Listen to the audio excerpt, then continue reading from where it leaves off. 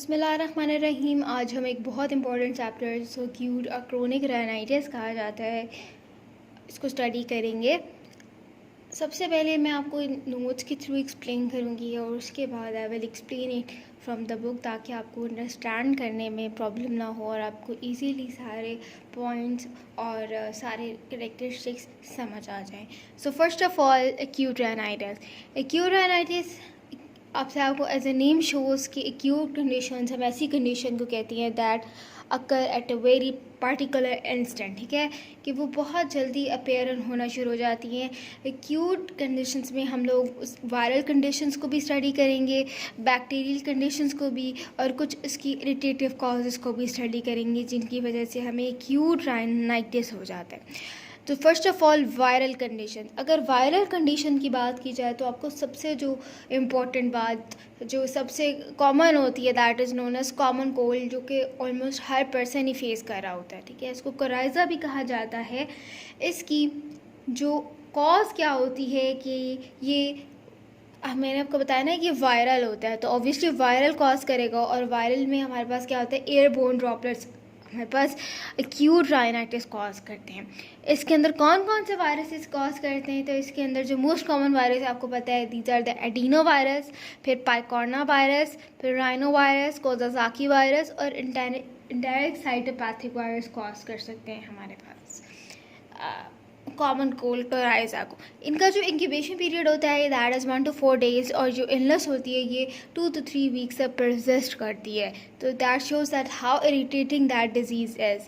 उसके बाद सिम्टम्स में क्या होगा कि बर्निंग सेंसेशन स्टार्ट होना शुरू हो जाएगी at the back of the nose, एक बहुत ही इरिटेशन होना शुरू हो जाएगी, ठीक है। उसके बाद नीजल स्टफीनेस होना शुरू हो जाएगी, स्नीजिंग होगी और राइनोरिया आना शुरू हो जाएगा, और patient feels chilly and low grade fever भी होगा आपके पास, और उसके बाद वाटरी डिस्चार्ज आना शुरू हो जाएगा, और सून हमारे पास म्यूकोप्रिल्यूएंट बैक्टीरियल डिस्चार्ज भी फील होगा, ठीक है। क्यों होगा? क्योंकि हमें पता है कि जो वायरल डिजीज़ होती हैं इसके अंदर तो वाटर डिस्चार्ज होता है, लेकिन जो म्यूकोप्रिल्यूएंट डिजीज़ है डिस्चार्ज है क्यों हो रहा है, तो दैट शोज़ कि कोई बैक्टीरियल इन्फेक्शन भी इसके अंदर इन्वॉल्व हो रहा है। तो बैक्टीरियल इन्फेक्शन के अंदर हमारे पास स्ट्रेप्टोकोकस होते हैं, हिमोलिटिकस होते हैं, न्यूमोकोकस हो सकते हैं, स्टेफ ऑरियस है, स्टेफोलोकोकस है, क्लैप्सिडिया निमोनिया, मेरेक्सेला कैटरालिस। तो these bacterias are also involve, तो ये सेकेंडरी इन्फेक्शन कॉज करेंगे, ठीक है।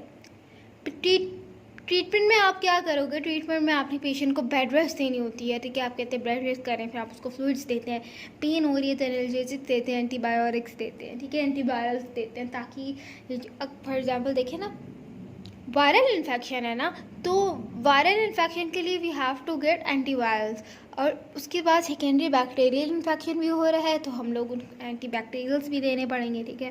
और उसके बाद वायरस के अंदर इन्फ्लुएंजा बहुत कॉमन होता है। इन्फ्लुएंजा वायरस हमारे पास कॉज हो रहा होता है from the virus A, B और सी होते हैं, ठीक है। इन्फ्लुएंजा वायरस की टाइप्स होती हैं और उसके जो सिम्टम्स होते हैं वो भी सिमिलर होते हैं।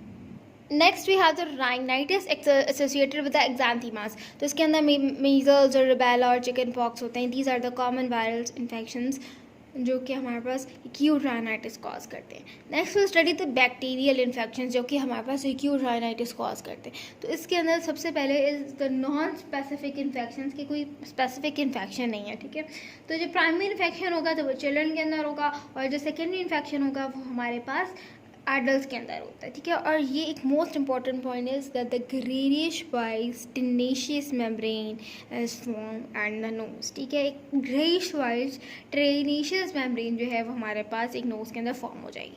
और उसके बाद next we have the diphtheric infection. जो डिफ्थेरिक इन्फेक्शन होते हैं वो अनकॉमन होते हैं, इसके अंदर भी हमारे पास greyish white tenacious membrane form होती है, लेकिन किधर होती है, ये वाली हमारे पास इंफीरियर टर्बिनेट के अंदर जो है फॉर्म हो रही होती है, ठीक है। तो इसकी लोकेशन को अंडरस्टैंड करना इट्स वेरी इम्पॉर्टेंट। उसके बाद डिप्थीरिया के अंदर भी हमारे पास मेम्ब्रेन बन रही होती है। Then we have the irritative rhinitis. Irritative rhinitis कैसे होता है कि कोई डस्ट हो गया, इरिटेटिंग गैसेज होती हैं हमारे पास बहुत सारी, इमोनिया होती हैं, फॉस्फोरस होती हैं, ठीक है। तो ये सारी जो गैसेज होती हैं ये हमारे पास नेजल एपिथेलियम को इरिटेट करती हैं और इससे हमारे पास एक्यूट राइनाइटिस हो जाता है। नेक्स्ट वो स्टडी था क्रोनिक राइनाइटिस। क्रोनिक राइनाइटिस ऐसे होता है, इस कंडीशन को कहते हैं जिसके अंदर नेजल इन्फेक्शन काफ़ी अरसे से चल रहे होते हैं, मोर देन 3 मंथ्स। तो इसको हम क्रोनिक कैटेगरीज के अंदर कैरेक्टराइज करते हैं।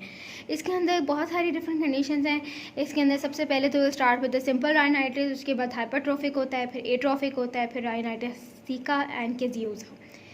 सबसे पहले तो will start with the chronic simple rhinitis. Chronic simple rhinitis के अंदर जो इसकी मेजर कॉज होती है वो हमारे पास क्या होती है, रेकरेंट एक्यूट अटैक्स। बार बार अगर आपको एक्यूट इन्फेक्शंस हो रहे हैं तो there is a highly chance कि वो कंडीशन क्रोनिक की तरफ परसिस्ट कर जाएगी, क्रोनिक की तरफ मूव आउट कर जाएगी, ठीक है। बार बार एक्यूट अटैक्स हो रहे हैं और काफ़ी अरसा से नेज़ल इन्फेक्शन परसिस्ट कर रहा है, तो इसको हम लोग कहते हैं कि ये क्रोनिक राइनाइटिस है, ठीक है। सब और इसके अंदर क्रोनिक इरिटेशन हो रही है from the dust, smoke, cigarette. और उसके बाद अगर आपको डेविएटेड नेजल सेप्टम हो गया है, ठीक है, डेविएटेड नेजल सेप्टम के अंदर अब ब्रीथिंग करने में प्रॉब्लम हो रही है, नेजल ऑब्स्ट्रक्शन हो रही है, परसिस्टेंट डिस्चार्ज हो रहा है, ठीक है, तो that causes the chronic simple rhinitis. And vasomotor system rhinitis cause कर सकता है। और एंडोक्राइनल कुछ फैक्टर्स होते हैं जिसके अंदर हाइपोथायरॉयडिज्म है और एक्सेसिव इनटेक ऑफ कार्बोहाइड्रेट्स और एक्सरसाइज नहीं करेंगे तो उससे राइनाइटिस कॉज हो सकता है। फिर अगर इसकी पैथोलॉजी की बात की जाए तो पैथोलॉजी के अंदर सिंपल क्रोनिक राइनाइटिस जो है वो हमारे पास एक this is an early stage of the hypertrophic rhinitis, ठीक है। कि आप देखिए सबसे पहले एक्यूट राइनाइटिस होता है, फिर हमारे पास सिंपल क्रोनिक राइनाइटिस होता है, उसके बाद हाइपरट्रोफिक राइनाइटिस की स्टेज जो है वो डेवलप कर जाती है। I will explain you later on कि हाइपरट्रोफिक राइनाइटिस क्या होता है। फिर इसके अंदर पैथोलॉजी में क्या होगा कि हाइपरीमिया होना शुरू हो जाएगा, डीमा होना शुरू हो जाएगा, ब्लड आना शुरू हो जाएगा, साइनोसाइटिस के अंदर साइनोसाइटिस हो सकता है और ब्लडी साइनोसाइटिस भी हो सकते हैं, ठीक है। सिम्टम्स के अंदर क्या होगा, नेज़ल ऑब्स्ट्रक्शन हो रही है और डिस्चार्ज बहुत ज़्यादा है, हेडेक इतना हो जाएगा क्योंकि डिस्चार्ज है, और पोस्ट नेज़ल डिस्चार्ज भी होना शुरू हो जाएगा, ठीक है।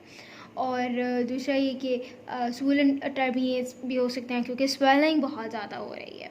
ट्रीटमेंट में क्या करना है कि आपका हमेशा ये वाला हमारे पास एम होता है कि हम उसकी कॉज को ट्रीट करते हैं कि कॉज क्या है। तो ट्रीटमेंट में आपने कॉज को ट्रीट करना है, नेज़ल इरिगेशन करते हैं, ठीक है, ताकि नेज़ल एरिया क्लीन कर सकें, अल्कलाइन सोल्यूशन के थ्रू हम उसको क्लीन करते हैं। फिर नेज़ल डिकंजेशन देती हैं, ठीक है, कि नेज़ल ऑब्स्ट्रक्शन जो हो रही है वो ख़त्म हो जाए और एंटीबायोटिक्स देते हैं। उसके बाद वो स्टडी था hypertrophic rhinitis. Hypertrophic as the name shows कि हमारे पास कोई चीज़ है जो जिसकी थिकनिंग हो रही है। हाइपरप्लेजिया होता है कि हमने थर्ड ईयर में भी पढ़ा था कि हाइपरप्लेजिया क्या होता है कि एक ऐसी कंडीशन होती है जिसके अंदर सेल का नंबर इंक्रीज़ करता है, और hypertrophy is increase in the size. तो इसके अंदर म्यूकोजा थिकन होना शुरू हो जाता है और it is a thickening of some mucosa as well, और बोन और टर्बिनेट्स की हमारे पास वो उसकी भी थिकनिंग होना शुरू हो जाती है। और वहाँ पर हमारे पास जो टर्बिनेट्स होते हैं उसके अंदर देयर इज़ मार्क चेंजेस, ठीक है, वहाँ पर टर्बिनेट्स के अंदर पार्टिकुलरली आपको चेंजेस फील होते हैं, ठीक है। कॉज क्या है, मैं आपको बताया था अभी सिंपल राइनाइटिस के अंदर कि हमारे पास chronic recurrent infection, nasal infection होते हैं और वहाँ पर हमारे पास स्टिकी डिस्चार्ज होना शुरू हो जाता है। उसके बाद सिम्टम्स के अंदर स्टिकी डिस्चार्ज होगा, हमारे पास नेजल ऑब्स्ट्रक्शन होगी, हेडेक होता है। साइंस के अंदर बेसिकली क्या होता है, the most important thing is कि हाइपरट्रोफी होना शुरू हो जाएगी टर्बिनेट्स की, और हमारे पास वहाँ पे क्या होना शुरू हो जाएगा कि जो इन्फीरियर टर्बिनेट्स होता है उसके अंदर मैक्सिमम चेंजेस आना शुरू हो जाती हैं, और वहाँ पे it gives a mulberry appearance, ठीक है, can come it in your exams कि हाइपरट्रोफिक राइनाइटिस के अंदर कैसी अपीयरेंस होगी, तो इट्स अ मलबरी अपीयरेंस।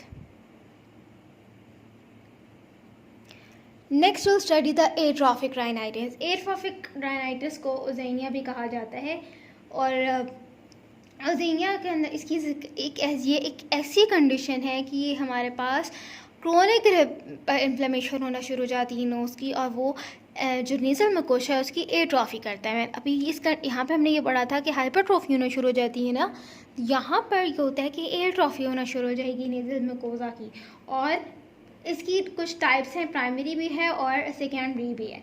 जो प्राइमरी एट्रोफिक राइनाइटिस होता है उसकी जो कॉज होती है उसको हम लोग हर्निया से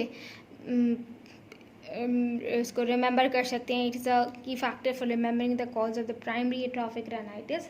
तो हर्निया में एच से क्या होता है, हेरिडेटरी फैक्टर्स. फिर ई से एंडोक्राइनल डिस्टर्बेंसेस हो जाती हैं. ठीक है, हेरिडेटरी फैक्टर्स के आपकी फैमिली में रन कर रहा है. ठीक है, तो उसको कहेंगे हेरिडेटरी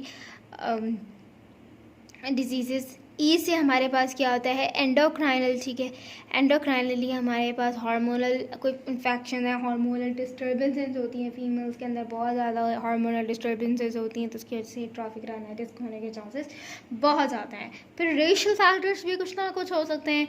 एन से हमारे पास न्यूट्रिशन की डेफिशिएंसी है, वो भी हो सकती है. ठीक है, न्यूट्रिशन में कौन कौन से न्यूट्रिशंस होते हैं.